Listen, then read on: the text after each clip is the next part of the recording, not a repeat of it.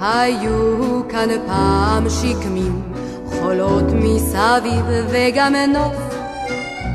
העיר תל אביב של אותם הימים הייתה בית בודד על החוף, ויש לפעמים נערכו ישיבות מתחת שקמים אז בצל, וליד העצים צחקו הבנות וענו בזמרה היי הליל.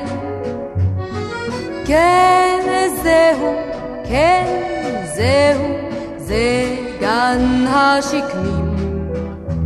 היו גם כאלה אי אז בימים.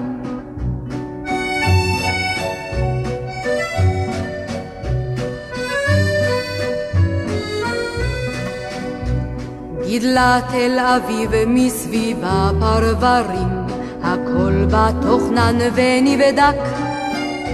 נבנו בכבישים, נשכחו השקמים, והלבין אז ראשם מאבק.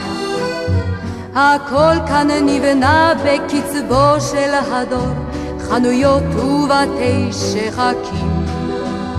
אך אם רק נפנה מבטנו אחור, נזכר בשקמים ירוקים.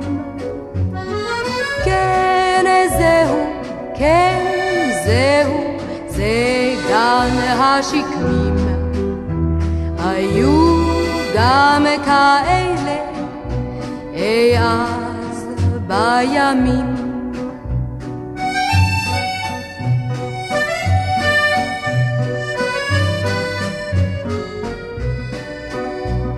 היום השקמים נעלמו ואינם, רק שלט את שמם עוד מזכיר.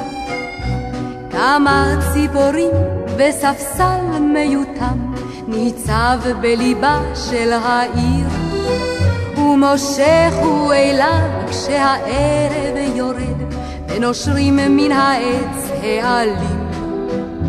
קבצן מן הרחוב או הלך בודד או זוג צעירים אוהבים.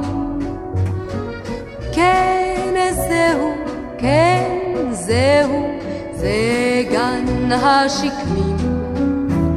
היו גם כאלה אי אז בימים.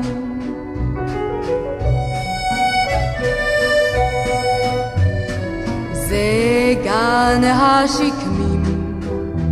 היו גם כאלה אי אז בימים.